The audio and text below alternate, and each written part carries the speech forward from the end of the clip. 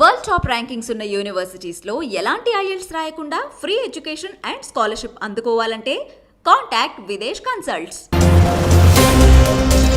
దివంగత వైఎస్ రాజశేఖర రెడ్డి కుమారుడు జగన్మోహన్ రెడ్డి గారు, అట్లాగే ఆయన సోదరి షర్మిల మధ్య అయోధ్యకు సంబంధించిన ప్రయత్నాలు జరుగుతున్నట్టుగా పెద్ద ఎత్తున ప్రచారం జరుగుతోంది.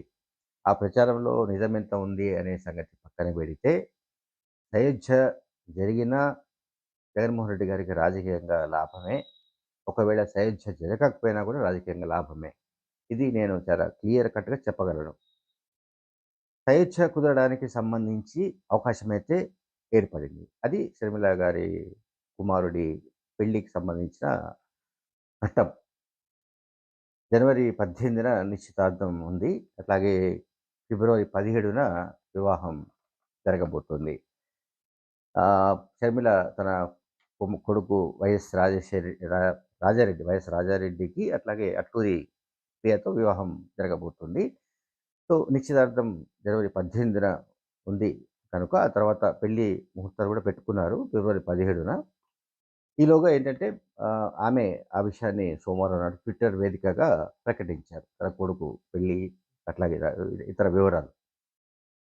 సో, వివాహ ఆహ్వాన పత్రికను, తొలి ఆహ్వాన పత్రికను తన తండ్రి దివంగత వైఎస్ రాజశేఖర రెడ్డి సమాధి దగ్గర ఉంచడానికి సంబంధించిన సన్నాహాలు కూడా చేస్తున్నారు. అంటే వధూవరులతో పాటుగా ఆమె కుటుంబ సభ్యులు వెళ్ళి అక్కడ తొలి తన కుమారుడి వివాహ ఆహ్వాన పత్రికను అక్కడ ఉంచబోతున్నారు. ఇడుపులపాయలో దివంగత వైఎస్ రాజశేఖర రెడ్డి సమాధి దగ్గరికి వెళ్తున్నారు. సో, ఈ శుభకార్యం ఏదైతే ఉందో, షర్మిల ఇంట్లో జరగబోతున్న శుభకార్యం అన్నా చెల్లెలను కలపబోతుందా లేదా అన్నది ఇప్పుడు ఒక క్వశ్చన్. అంటే ఇప్పుడు ఒక చర్చ. దీనికి చాలా రకాల డైమెన్షన్స్ ఉన్నాయనుకోండి. అంటే అంటే వాళ్ళిద్దరూ కలుసుకోలేనంతగా విభేదాలు పెరిగిపోయాయని ప్రచారం చేస్తున్న వాడున్నారు. అట్లా కాదు, ఎంతైనా సరే రక్తం పంచుకు పుట్టిన వాళ్ళు కనుక వాళ్ళిద్దరి మధ్య విభేదాలు తొలగిపోవడానికి ఏదో ఒక అకేషన్ వస్తుంది అని గతం చాలా రోజులుగా అనుకుంటున్న వాళ్ళు కూడా ఉన్నారు. వాళ్ళు చెప్పేది కూడా ఏంటంటే, ఈ శుభకార్యంలో జగన్మోహన్ రెడ్డి గారి ఇన్వాల్వ్‌మెంట్ ఎట్లా ఉంటుంది అని. ఆయన కేవలం ఆయనకెట్లాగో ఆహ్వాన పత్రిక వెళ్తుంది. ఆమె స్వయంగా చెల్లె వెళ్ళి అన్నను ఆహ్వానించే అవకాశాలు లేకపోలేదు. మరి జగన్‌తో ఆహ్, మ చెల్లెకు, అంటే షర్మిల గారికి విభేదాలుంటే ఉండవచ్చు కానీ, కొడుకు పెళ్ళికి అన్నను ఆహ్వానించకపోవడం అంటూ జరిగే అవకాశం లేదు. సో, ఆహ్వానించినప్పుడు ఆయన ఆ శుభకార్యానికి కేవలం గెస్ట్‌గా హాజరైనట్టుగా ఉండి వెళ్ళిపోతారా?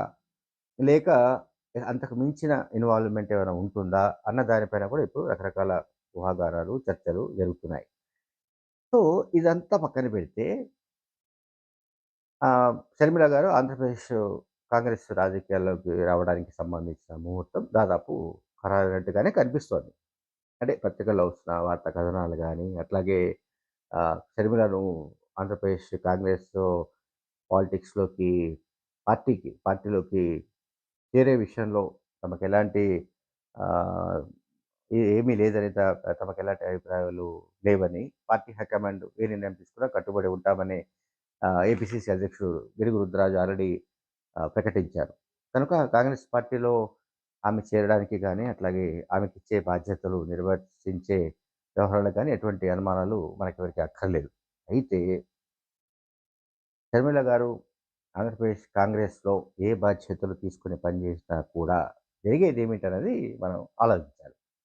ఎన్నికలకి ఇంకొక 2 నెలలు, 3 నెలలు కూడా లేవని మనమంతా అనుకుంటున్నాము. ఈలోగా కాంగ్రెస్ పార్టీ పుంజుకొని నిజంగానే ఒక ఫోర్స్‌గా ఎమర్జ్ అయింది అనుకుందాం. ఎంత మేరకు పుంజుకునే అవకాశం ఉంది? ఎంత మేరకు అదొక ఫోర్స్‌గా తయారయ్యే అవకాశం ఉంది అనేది కూడా మనం కాలిక్యులేషన్ చేయాలి. అట్లా చూస్తే కూడా so, 5-6% votes maybe Congress party gain చేసిందనుకుందాం.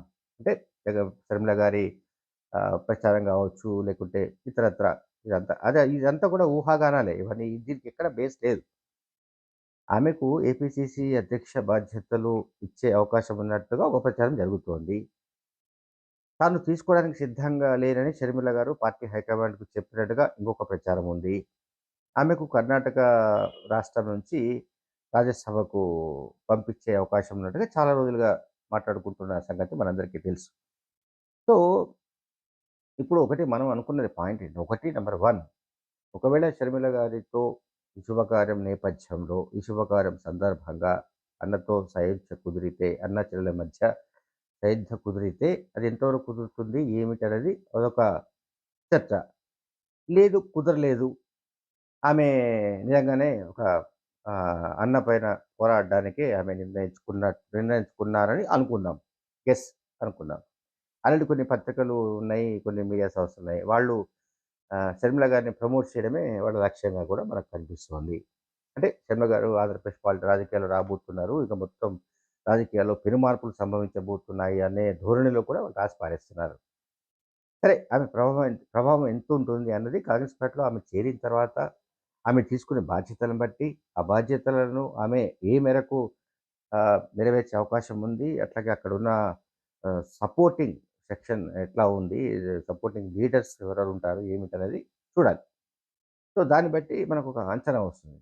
ఎంత అంచనా వచ్చినా కూడా నేను ఇంతకుముందు చెప్పినట్టుగా, ఒకవేళ కాంగ్రెస్ పార్టీ షర్మిల పుణ్యమా అని అక్కడ పుంజుకొని కొంత అది లేచి నిలబడి పరిగెత్తే దశకు వెళ్ళితే, మహా అయితే ఒక 5% అనుకుందాం. ఆ 5% గనక ఓట్లు చీల్చితే కాంగ్రెస్ పార్టీ ఎవరికి లాభం? వైఎస్ జగన్మోహన్ రెడ్డి గారికి లాభం. ఎందుకంటే యాంటీ ఇన్కంబెన్సీ ఫ్యాక్టర్ ఏదైతే, అంటే పవన్ కళ్యాణ్ గురించి చెప్పాలి మళ్ళీ ఇక్కడ. పవన్ కళ్యాణ్ గారు పదే పదే చేసిన శపథం అనండి, ప్రతిజ్ఞ అనండి, లేకపోతే ఒక మనం ఏదైనా అనుకుందాం. ఆయన చెప్తూ వస్తున్నది ఏమిటి అంటే, వైఎస్ జగన్మోహన్ రెడ్డి గారికి వ్యతిరేక ఓట్లను చీలనివ్వకుండా చూసుకుంటా. ఇది నా బాధ్యత అని ఆయన చెప్పిన సంగతి తెలుసు. సో, అనుకోకుండా ఆ చీలిక రావడానికి కాంగ్రెస్ రూపంలో ఒక ఫోర్స్ ఎమర్జ్ అయింది అనుకుందాం. అప్పుడు ఆయన చేసేదేముంటుంది? పవన్ కళ్యాణ్ చేసేదేం లేదు. తెలుగుదేశం పార్టీ చేసేదేం లేదు. కాంగ్రెస్ పార్టీ నేచురల్‌గానే కొంత దానికి ట్రెడిషనల్ ఓటు బ్యాంక్ ఎక్కడో చోట ఉంటుంది. దానికి ఇగ్నిషన్ ఇవ్వాలి. అంటే ఎవరో ఒకళ్ళు దాన్ని లీడ్ చేసి దానికొక ప్రాణం పోయవలసిన అవసరం ఉంది. అది పూర్తిగా అంపశయ్య మీద ఉంది కనుక, అది ఏమంటారు, వెంటిలేటర్‌పై ఉంది కనుక దానికి ఆహ్, లైఫ్ సపోర్టింగ్ సిస్టమ్ అవసరం ఇప్పుడు. సో, ఆ సిస్టము షర్మిల గారి ద్వారా రావచ్చు. కానీ చీల్చితే యాంటీ ఇన్కంబెన్సీ ఓట్లనే చీలుస్తుందామె. అంటే కాంగ్రెస్ పార్టీ. అంటే జగన్మోహన్ రెడ్డి గారికి వ్యతిరేకంగా ఓట్లు వేసే సెక్షన్స్ నుంచే ఆమె ఆ ఓట్లను చీల్చుకునే అవకాశం ఉంటుంది. అప్పుడది టీడీపీ, జనసేన పార్టీకి నష్టం. జగన్మోహన్ రెడ్డి గారు వచ్చే నష్టం ఏమి లేదు. సో, ఇప్పుడు 2 పాయింట్స్ చెప్పాను. ఒకటి సయోధ్య కుదిరితే వెల్ అండ్ గుడ్. అక్కడ ఏమి ఇష్యూ లేదిక. లేదు, కుదరలేదు, రాజకీయంగా నీ దారి నీదే, నా దారి నాదే అని కనుక ఆమె మంకుపట్టు పెట్టి నిజంగానే ఏమైనా చేయగలిగితే, ఆ రకంగా కూడా యాంటీ ఇన్కంబెన్సీ ఓట్లు కొంత కాంగ్రెస్ చీల్చితే జగన్మోహన్ రెడ్డి గారి నెత్తిన పాలు పోసినట్లే. Thank you.